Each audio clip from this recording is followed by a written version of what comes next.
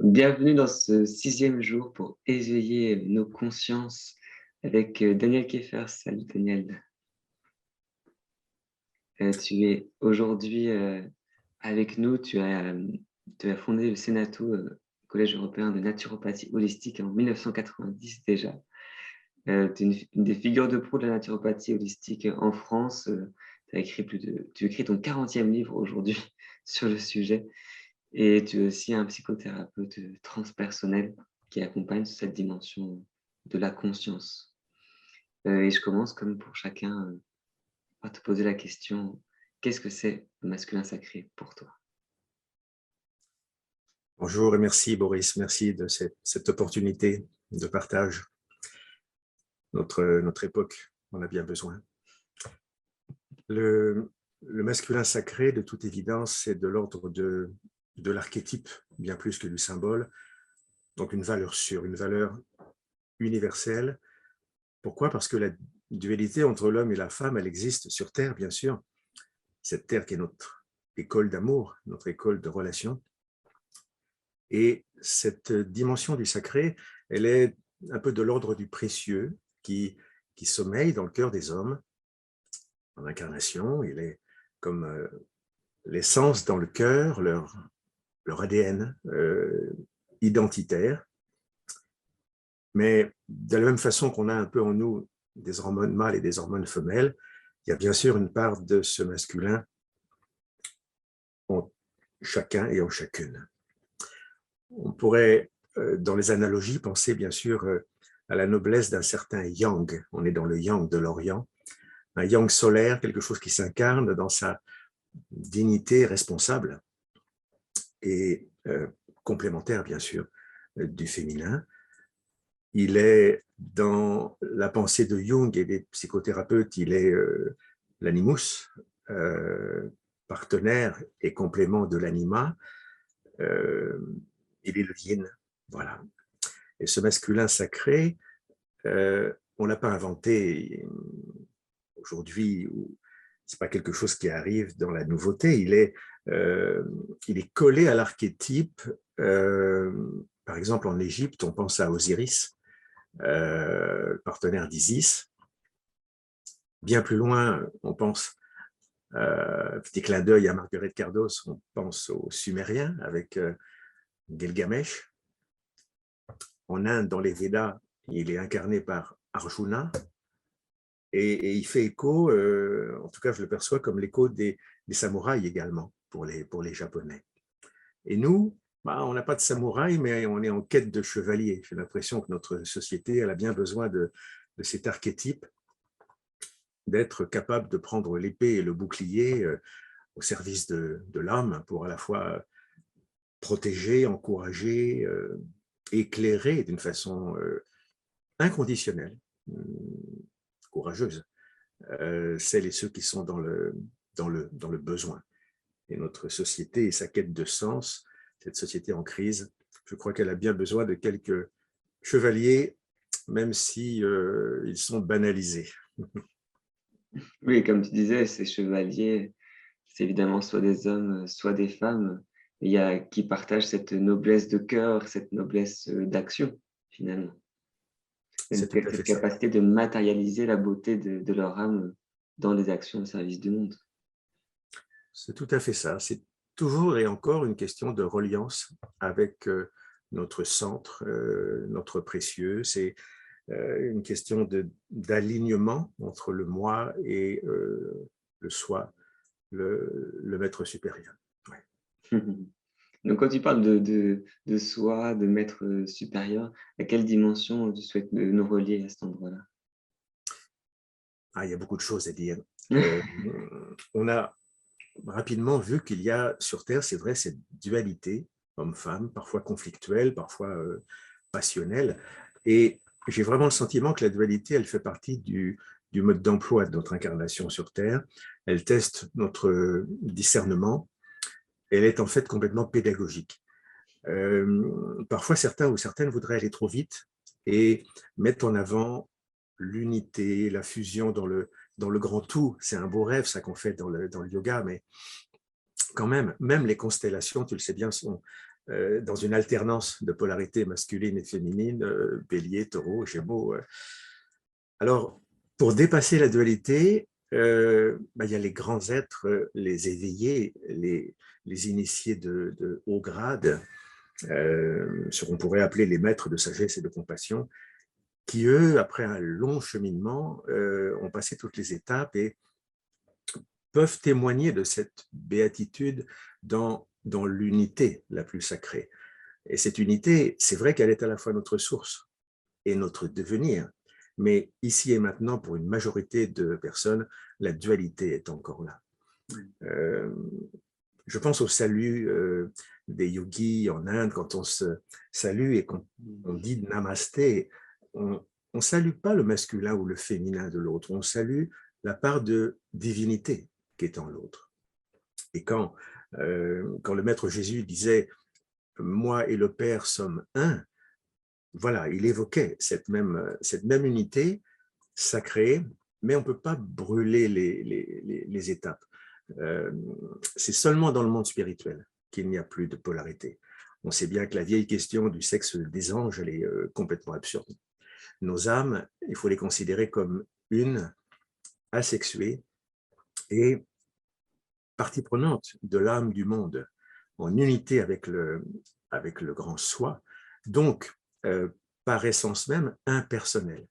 Et c'est ça le plus difficile pour nous en chemin, parce que nos égos, nos petits moi-je, se sont tellement attachés à cette polarité homme-femme qu'on s'est identifié quelque part à notre carte d'identité ou à ce qu'on voudrait être comme représentant de l'homme et de la femme, et on a oublié la dimension au-delà de la persona, au-delà de ce masque sexué, notre essence, notre dimension transpersonnelle. Je pense à une citation de saint Paul qui dit quelque part dans un épître aux Galates, il n'y a plus ni juif ni non-juif, il n'y a plus ni esclave ni libre, il n'y a plus ni homme ni femme, car vous êtes tous un en Jésus-Christ. Et cette phrase qui peut nous inspirer, elle nous fait aussi un beau clin d'œil sur toutes les formes de méditation du monde, parce que ce soit les méditations chrétiennes, zen ou hindoues, c'est toujours l'idée de se relier à ce maître intérieur qui est notre part de divinité, et cette pleine conscience qui va nous éclairer, elle est vraiment loin de ce que l'on vend entre nous aujourd'hui comme technique anti-stress, comme technique pleine conscience dans l'entreprise. Bon, pleine conscience laïque, c'est bien sûr que c'est mieux que rien du tout, mais on est loin encore de cette dimension du sacré. Est-ce que du coup, tu pointes ici peut-être les limites du développement personnel? Donc, on Complètement. développe la personne développe aussi l'ego, on essaie de s'améliorer, être un meilleur homme, une meilleure femme, une meilleure compagne, un meilleur parent. Et c'est quoi pour toi la limite de ça alors? Ce qui est néanmoins une démarche légitime et je dirais nécessaire. Elle est nécessaire, mais elle n'est pas suffisante. Quand l'ego, quand chacun se considère comme un être en évolution, de crise en crise, de deuil en deuil, de prise de conscience en prise de conscience, bien évidemment, le cheminement paraît parfois semé de beaucoup d'embûches. Il développe souvent une réaction de plaignant, une attitude de victimisation. Et il est nécessaire, dans ce cas, de faire un travail sur soi, comme on dit, de développement personnel, en particulier pour réparer telle partie de notre histoire, pour renforcer tel point faible, pour explorer tel point fort qui est encore en dormance.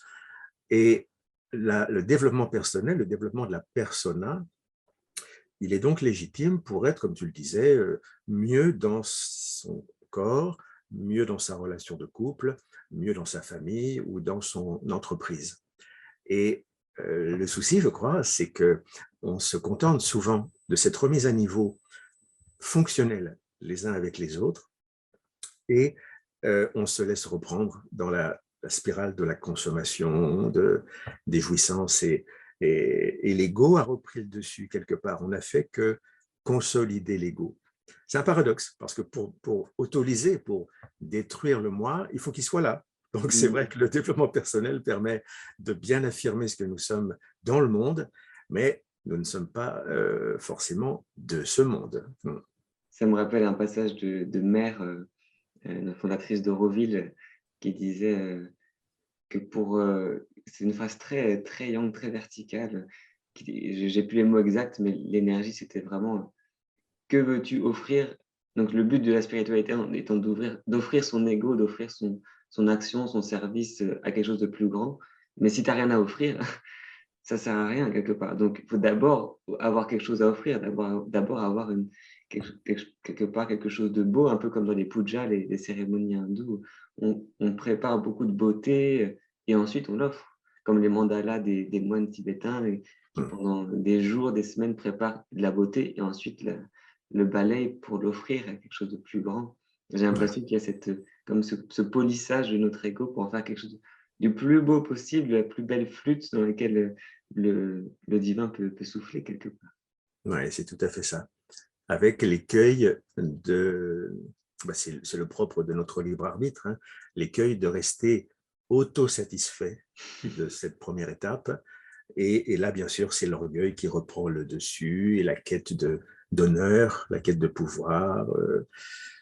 On sait bien qu'une majorité de frères et sœurs sur Terre sont dans cette étape-là, mais ce n'est pas pour autant qu'il faut les encourager à rester à ce niveau de conscience. Puis on peut faire confiance à la vie pour nous ramener en pleine figure nos failles et nous pousser à l'insatisfaction, à perdre ce qu'on a construit, etc.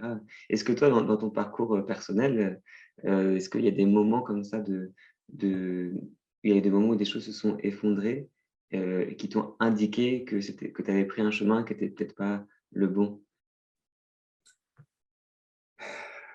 Je soupire parce que j'ai un peu honte de te dire non.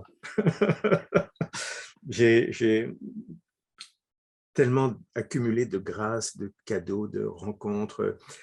J'ai le sentiment que mon chemin de vie est une succession de retours à l'évidence.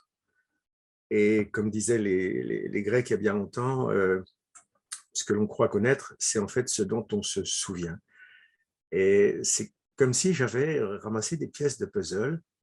Bon, bien sûr, j'ai connu quelques soucis qu'on appellera personnels, mais ça remonte à l'enfance ou à l'adolescence. Et encore, à 14-15 ans, j'étais déjà dans une soif de connaissances avec un grand C, et j'étais déjà investi dans le bouddhisme, dans le yoga et dans plein de recherches métaphysiques. Et puis, ça ne m'a pas quitté.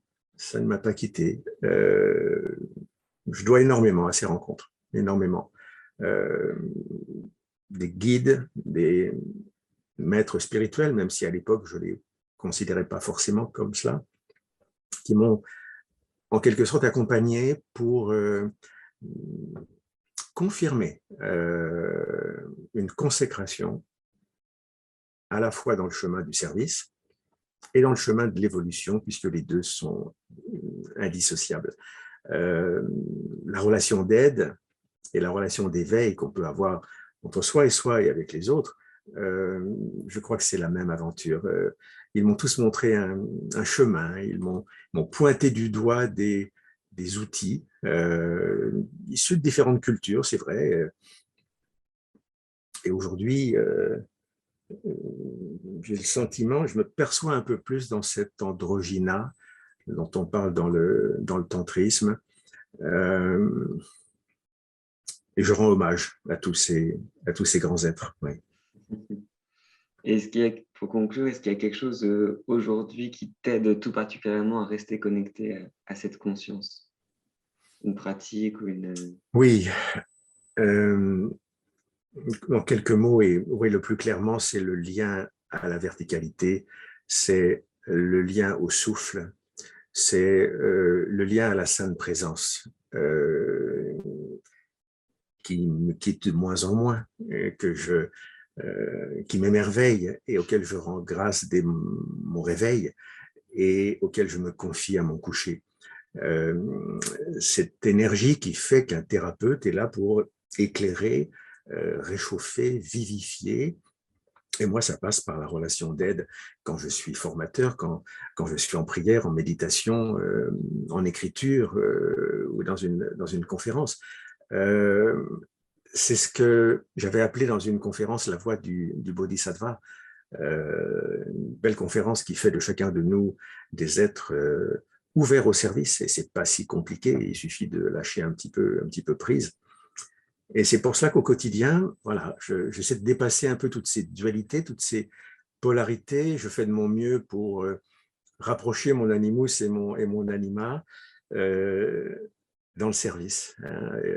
Et c'est l'une de mes devises, c'est aujourd'hui, ça ne m'a pas quitté depuis des années, c'est servir pour évoluer et évoluer pour mieux servir. Ouais. Servir pour évoluer et évoluer pour me servir. On a reçu quelques mantras pendant ce sommet, je crois que c'est un de ceux qui restera. Il n'y a pas de copyright, Valérie. Merci encore pour ces partages. Ce que je retiens aussi de ton dernier partage, c'est quand tu dis qu'il y a juste à lâcher, ce que je ressens, c'est lâcher pour se connecter dans notre élan du cœur quelque part. C'est vraiment pour le rendre simple, entre guillemets, pour chacun et chacune qui nous regarde. C'est une invitation, je pense, tu me corrigeras si ce n'est pas ça, mais une invitation de se reconnecter à ce qu'on a le plus au fond du cœur envie de transmettre, de donner au monde, quoi. Et que ça peut être, toi, c'est à travers la formation et la relation d'aide, et ça peut être plein d'autres façons, bien sûr. Ça peut être par l'artisanat, ça peut être par l'agriculture, ça peut être... En tout cas, ce qui est au fond de nos cœurs et qu'on a envie d'offrir. Et je crois que la saveur de ça, c'est surtout cette action sans effort. Tu appellerais ça peut-être une action portée par la grâce, quoi. Cette action où, en fait, jour après jour, ça se met et il y a quelque chose qui se donne sans qu'il y ait de forcer, sans qu'il y ait de fierté non plus personnelle, quoi. Est-ce que je résume bien ce que tu dis? C'est bien résumé, c'est en psychothérapie transpersonnelle, c'est ce qu'on appelle l'état de flow. Ça existe depuis les années 60, mais on n'en parle pas trop parce que ça dérange un peu. On l'associe souvent à la pleine conscience. L'état de flow, c'est à la fois une concentration intense, mais dans l'ici et maintenant. Et comme par grâce, on aligne la pensée, le cœur et l'action. Tout devient juste, tout devient simple. Et ça suppose forcément un certain travail préalable, mais beaucoup de confiance aussi, beaucoup de confiance. La voix du cœur, elle est pour tout le monde. C'est le diplôme final de notre école sur Terre. On est là que pour cela, apprendre à aimer. Bien. Encore une belle conclusion. Merci infiniment, Daniel, pour ton partage. Merci à toi, Boris. Merci. Namasté. Merci, namasté.